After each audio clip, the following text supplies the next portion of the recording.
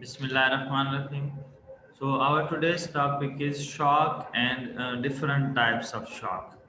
तो आज हम डिटेल से पढ़ेंगे शॉक क्या है, उसकी टाइप्स क्या हैं. This is a topic of circulation, an important topic of circulation. तो शॉक क्या है? सर्कुलेटरी शॉक भी उसको कहते हैं, यानी सर्कुलेशन काम करना छोड़ दें. Circulatory shock means generalized inadequate blood flow through the body to the extent that the blood tissue are damaged, especially because too little oxygen and other nutrients are delivered to the tissue cells. It mean क्या हो जाए कि blood flow जो काम है heart और circulation का, ताकि पूरी बॉडी को ब्लड फ्लो सप्लाई हो, उसके साथ ऑक्सीजन और बाकी न्यूट्रिएंट सप्लाई हो, फ्लो इतनी कम हो जाए कि बॉडी की डिमांड पूरी ना हो. जिससे क्या हो जाएगा, जब डिमांड पूरी नहीं होगी, the cell of the body will die. That is called shock. अब now stages of shock important, कि शॉक की क्या स्टेजेस होती हैं, किस में वो लेथल है, किस में रिकवरी होगी. That is mention in this slide. Stages are, one is non progressive shock stage, जिसको कंपनसेटेड स्टेज भी कहते हैं. इसका मतलब क्या है? In this stage in which the normal circulatory compensatory mechanism eventually cause full recovery without help from outside therapy. यानी ऐसी स्टेज है जिसमें शॉक तो हो जाएगा थोड़ी देर के लिए, लेकिन बॉडी के अंदर जो सिस्टम है, sympathetic nervous system, other system of recovery, वो they will come in action and recovered the body without therapy. हमें ट्रीटमेंट की जरूरत नहीं पड़ेगी, खुद बॉडी रिकवर हो जाएगी.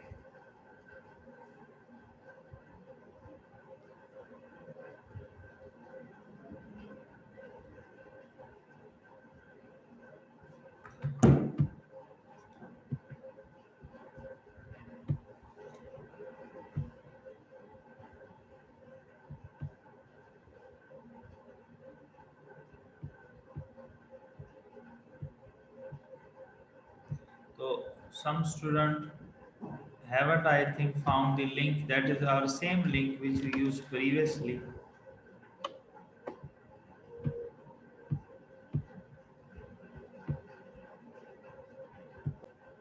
So we were doing shock today. Basically shock means inadequacy of circulation, जिसकी वजह से क्या हो, बॉडी की डिमांड पूरी ना हो.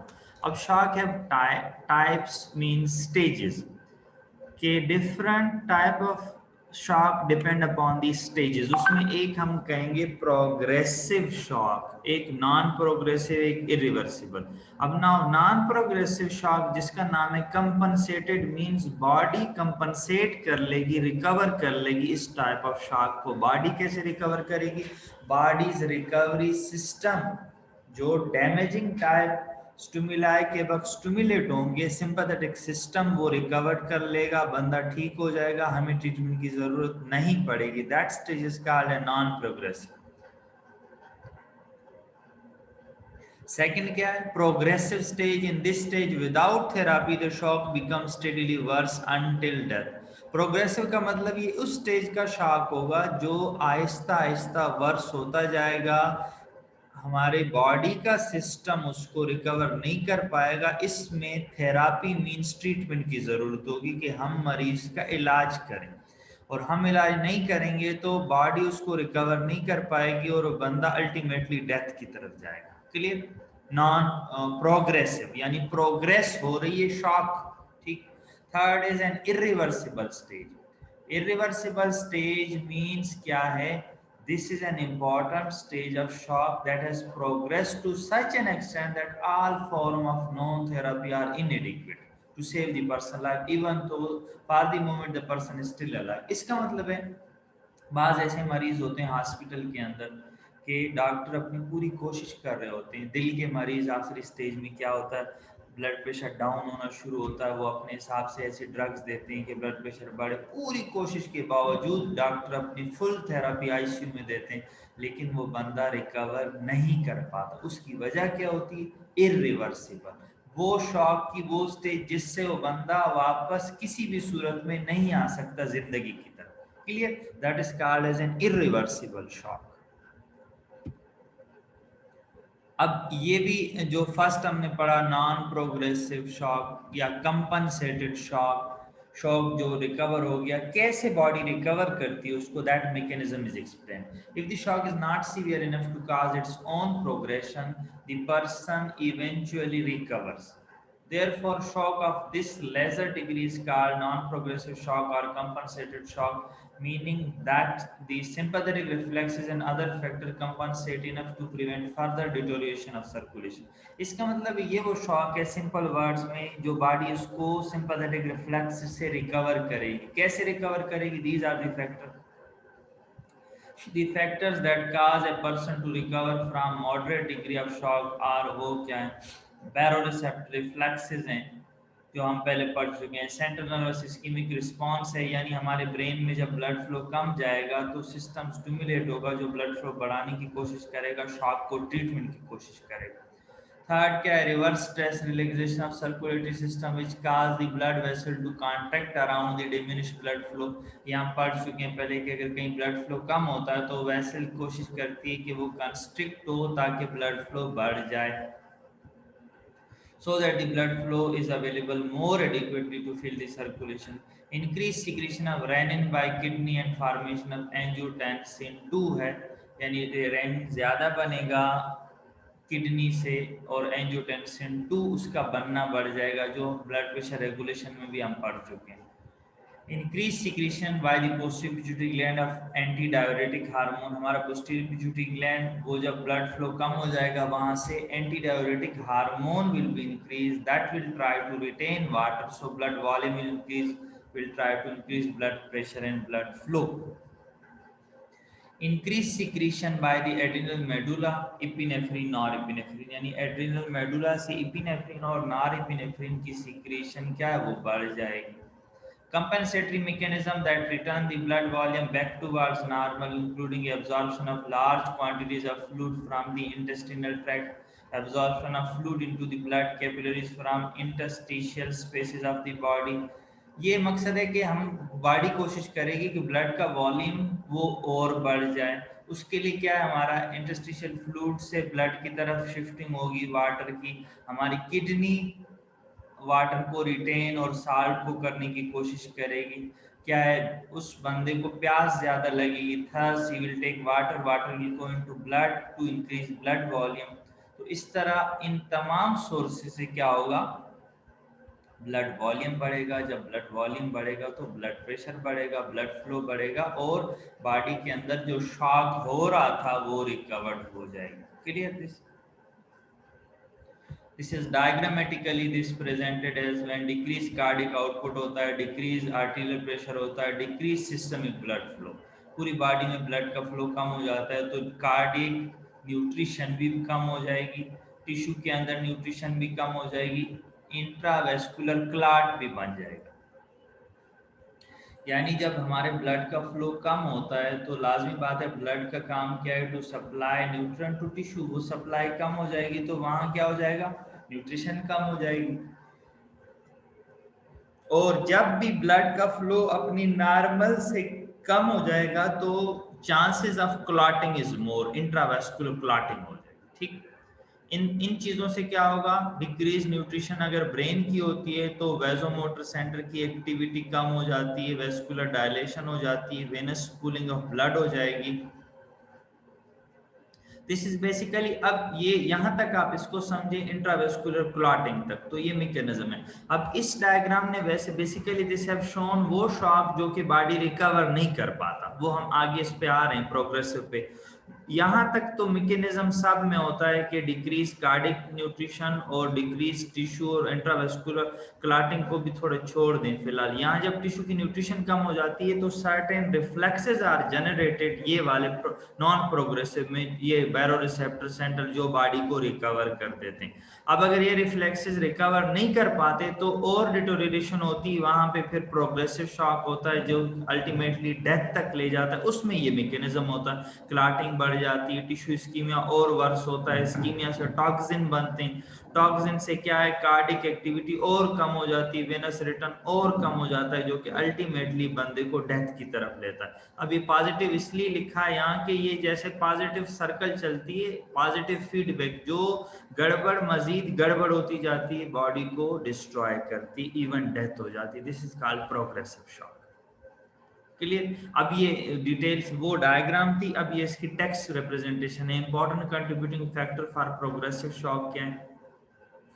कार्डिक डिप्रेशन, हार्ट डिप्रेस हो जाता है। क्यों होता है? When the arterial pressure falls below the normal level required for adequate nutrition of the heart muscle called myocardium, weakening of heart muscle and decreasing cardiac output occurs. Vasomotor system failure occur, जो brain के अंदर centre है जो कि sympathetic activity करवाता है, उसको खुद भी जरूरत है ब्लड की।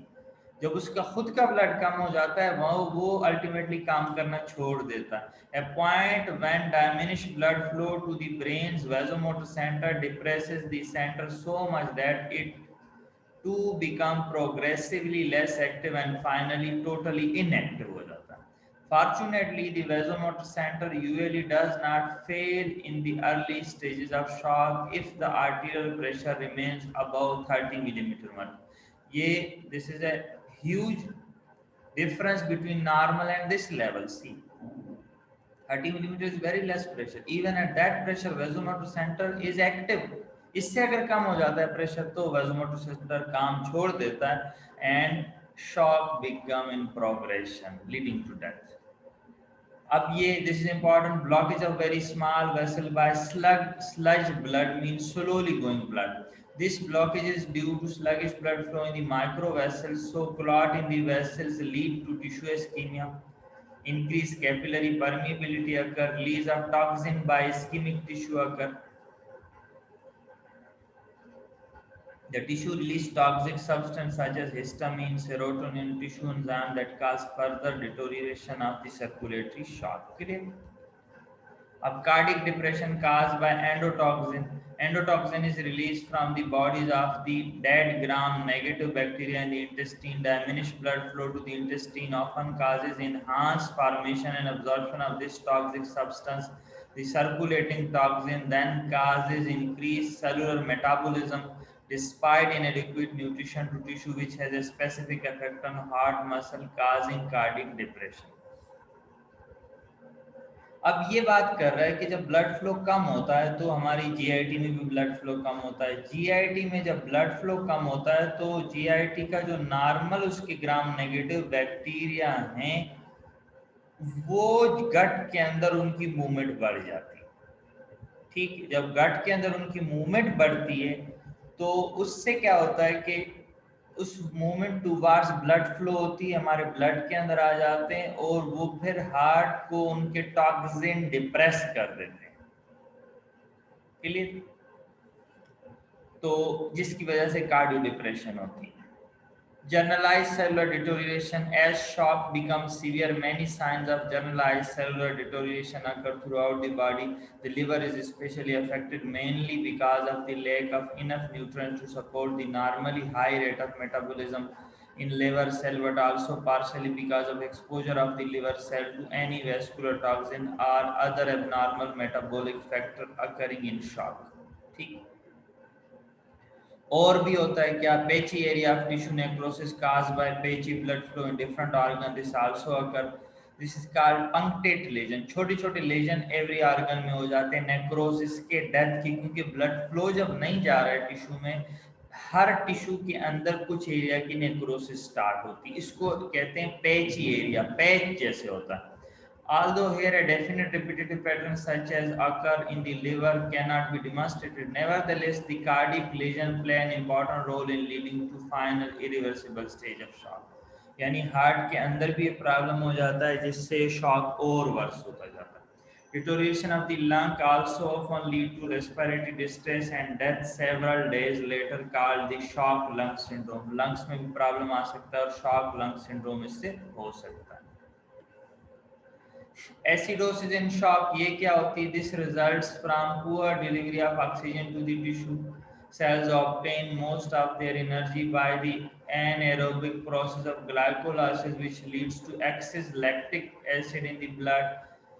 सिंपल बात है, ये बात कर रहा है कि when oxygen delivery is less to the tissue, tissue के अंदर एनारोबिक मेटाबॉलिज्म बढ़ जाती है जिससे जो लैक्टिक एसिड है उसकी प्रोडक्शन बढ़ती है, वो भी एसिडोसिस करवाता है शॉक में। दूसरा, कार्बन डाइऑक्साइड की प्रोडक्शन भी बढ़ जाती है, कार्बन डाइऑक्साइड भी कार्बोनिक एसिड में कन्वर्ट हो जाता है, तो जर्नली सेल के अंदर the quantity of acid increases that lead to acidosis. Clear? तो ये तो मैकेनिज्म था ऑफ प्रोग्रेसिव शॉक। अब इरिवर्सिबल शॉक में इसी के बाद उस बंदे की डेथ हो जाएगी। एक अलग टाइप है शॉक की, वो कम वॉल्यूम अगर हो जाए सर्कुलेशन में, that is called hypovolemic shock. Shock due to decreased blood volume is called hypovolemic shock or cold shock. It occurs when there is acute loss of at least 10 to 15% of blood अगर हो जाए उसको कहते हैं हम shock, hypovolemic shock. उसकी वजह क्या है? हेमोरेज है, ट्रामा है, सर्जरी है, बर्न्स है, डिहाइड्रेशन है, ये क्या है? This are the causes of shock. अगर किसी को हैवी ब्लीड हो गई एक्सीडेंट के अंदर तो ब्लड का वॉल्यूम कम हो जाएगा, शॉक। इसी ट्रामा की वजह से या वैसी ब्लीडिंग हो गई, किसी की सर्जरी हो रही हो, ब्लीडिंग हो गई, उसकी वजह से वॉल्यूम कम हो। बर्न्स के अंदर फ्लूइड लॉस होता है, अगर जिस्म काफ़ी हद तक जल जाए उसके अंदर हाइपोवोलेमिक शॉक से डेथ भी हो जाती। डिहाइड्रेशन, किसी को लूज मोशन है, डायरिया है, वोमिटिंग है, जिससे ब्लड वाटर की क्वांटिटी जिस्म में कम हो गई तो उससे क्या हो जाएगा? Hypovolemic shock. एक और शॉक की टाइप है that is called neurogenic shock. Neurogenic shock क्या है? It is a type of shock characterized by sudden depression of nervous system due to extensive vasodilation caused by loss of vasomotor tone. हमारा brain vasomotor tone maintain करता है जिससे vessels constrict form में रहती है, partial constriction. when nervous system this control is lost तो partial constriction नहीं हो जाएगी, जनरलाइज बॉडी वेसल्स डायलेट हो जाएंगे, उनके अंदर ब्लड की पूलिंग हो जाएगी और हार्ट की तरफ ब्लड कम जाएगा, हार्ट की पंपिंग डिप्रेस हो जाएगी जिसकी वजह से शॉक हो जाएगा, that is called neurogenic shock. Causes क्या है न्यूरोजेनिक शॉक की? इस्कीमिया ऑफ ब्रेन, यानी ब्रेन के अंदर ब्लड फ्लो कम हो जाए उससे होता है। In medulla that depresses vasomotor centre. Generalize anaesthesia, anaesthesia का इफेक्ट भी होता है, depression, cardio depression, other depression, तो उनसे प्रॉब्लम होता है। स्पाइनल एनेस्थीसिया हो, इमोशनल कंडीशन हो, एक्सट्रीम इमोशन का sudden and exaggerated activity of autonomic nervous system, the subject faint because of neurogenic shock. आपने देखा होगा बाज़ औक़ात किसी के अपने बहुत करीबी की डेथ होती है, मदर की, फादर की, सिस्टर की या और किसी के घर पे, तो वो बाज़ लोग बिल्कुल बेहोश हो जाते हैं यकदम से, तो वो इमोशंस की वजह से क्या है, उनका सिस्टम डिस्टर्ब हो जाता है, वो शॉक में चले जाते हैं। तो ये भी एक काज है शॉक की, नर्वस सिस्टम के मीडिएशन के थ्रू जो शॉक हो, that is neurogenic shock. Anaphylactic shock simple ये है कि किसी को सीवियर एलर्जी हो जाए जिसकी वजह से शॉक हो। Anaphylaxis means exaggerated allergic reaction to foreign protein or antigen or any other substance to which the person has been previously sensitized. Shock that developed during anaphylactic reaction is called anaphylactic shock. Shock occurs because of vasodilation and sudden fall in blood pressure. Anaphylactic shock में क्या हो जाता है? Suddenly उस person का क्या है? उनका blood pressure fall हो जाता है, shock में चले जाते हैं। It is caused by chemical mediators such as mechanism क्या है? Histamine main mediator है जिसकी वजह से reaction होते हैं, बंदा shock में जाता है। This is also an important type of shock. Septic shock कहते हैं। Shock developed during sepsis is known as septic shock or blood poisoning. Infection of uterus and fallopian tube commonly occurring in absorption by instrumentation. Infection of यानी किसी भी वजह से जो है body के अंदर इन्फेक्शन आ जाए ब्लड के अंदर, अब वो इन्फेक्शन का कुछ सोर्स होता है बॉडी में। ये लिखा है कि अगर फीमेल के अंदर यूट्रस हो और फेलोपियन ट्यूब का इन्फेक्शन हो, या जो है कोई प्रोसीजर हुआ उनका, जैसे अगर डिलीवरी हुई हो असिस्टेड, या कोई और ऐसा सर्जरी हुई हो जिसकी वजह से इन्फेक्शन ब्लड में आ गया, उससे शॉक हो सकता है। पेरिटोनियम यानी पेट के अंदर होता है पेरिटोनियम, वहाँ कोई सर्जरी है, उसका इन्फेक्शन हुआ, बगैर सर्जरी की वजह से इन्फेक्शन हुआ, उससे शॉक हो सकता है। कहीं भी बैक्टीरिया स्किन के अंदर इन्फेक्शन है, चमड़ी का इन्फेक्शन है जिससे बैक्टीरिया ब्लड में गया, स्टेप्टोकोकस और स्टेफिलोकोका कॉमन स्किन इन्फेक्शन के काज हैं जिसकी वजह से शॉक हुआ, that is septic shock.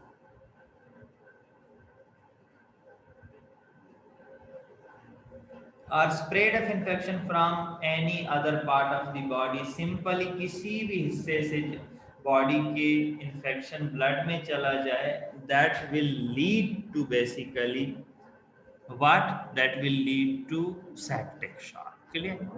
So mechanism of septic shock क्या होता है? Septic shock develop due to depression of myocardium, dilation of blood vessel, increased permeability of capillary membrane. Infection जब ब्लड में आएगा उससे हार्ट डिप्रेस हो जाएगा, वेजोडाइलेशन हो जाएगी, और क्या हो जाएगा ये, और जो प्रॉब्लम है like cardio suppression, dilation of the vessel, permeability, that will lead to shock. All these effects occur due to toxic substance released by bacteria. Septic shock is also called as vasogenic, cardiogenic or hypovolemic shock. यानी septic shock में क्योंकि हमारे heart भी suppress होता है तो एक किस्म का वो कार्डियोजेनिक शॉक भी है, और कभी कभी वॉल्यूम भी कम होता है तो कार्डियो हाइपोवोलेमिक भी है। Generally septic means shock due to infection. ये कार्डियोजेनिक अलग सा शॉक है, वो शॉक जिसमें हार्ट की एक्टिविटी डिप्रेस हो। Shock due to cardiac disease, heart के प्रॉब्लम की वजह से जो भी शॉक है that will be called as cardiogenic shock. Causes क्या है? एरिथमिया है, ये आप पढ़ेंगे इंशाल्लाह, कोशिश करेंगे एरिथमिया का लेक्चर लें आपका, तो that will lead to decrease output and shock. Heart depression mean myocardial depression due to ischemia, congestive cardiac disease, heart काम करना बिल्कुल छोड़ दे, all this condition lead to shock known as cardiogenic shock. अब ये वही है, diagram also show the type of shock. देखें थोड़ा टाइप पहले देख लें। हमने कहा कार्डियोजेनिक क्या है? एक्यूट कोरोनरी सिंड्रोम यानी हार्ट अटैक की वजह से, इस्कीमिया की वजह से, मायोकार्डियम के इन्फेक्शन की वजह से, इम्पेयर्ड हार्ट कॉन्ट्रेक्टिलिटी जिसकी वजह से शॉक हो जाए, उसको कहेंगे कार्डियोजेनिक। दूसरा क्या है? हाइपोवोलेमिक यानी हेमरेज हुआ, डिहाइड्रेशन हुई जिससे बंदा शॉक में गया, हाइपोवोलेमिक। तो ऑब्स्ट्रक्टिव शॉक क्या है? पल्मोनरी एम्बोलिज्म है, ये हमने इसमें नहीं डिस्कस किया, ये शॉक की एक टाइप है, यानी हार्ट पंप कर रहा है, आगे रुकावट है कोई जिसकी वजह से शॉक हो गया, ऑब्स्ट्रक्टिव। डिस्ट्रीब्यूटिव शॉक ये भी एक टाइप बता रहा है, हार्ट रेट इसमें बढ़ जाए सेप्सिस की वजह से, adrenal insufficiency, liver failure, anaphylaxis, heart rate कम होगा, न्यूरोजेनिक में। तो this is just mechanism and some extra type of shock seen, लेकिन आपके लिए इंपॉर्टेंट है the types mean cardiogenic, hypovolemic, neurogenic, जो हम पढ़ चुके हैं, these are more important. So what we have discussed today we have discussed shock, inadequacy of circulation that leads to the blood flow which is decreased, then body demand leading to tissue necrosis or damage to the tissue is called shock. Shock may be non-progressive in which recovery occur by the body, may be progressive that may lead to death until and unless it is treated, and may be irreversible in which there is no recovery with any available treatment. Clear? Then we have discussed cardiogenic, neurogenic, septic, hemorrhagic, these type of shock. So thank you so much for today's lecture.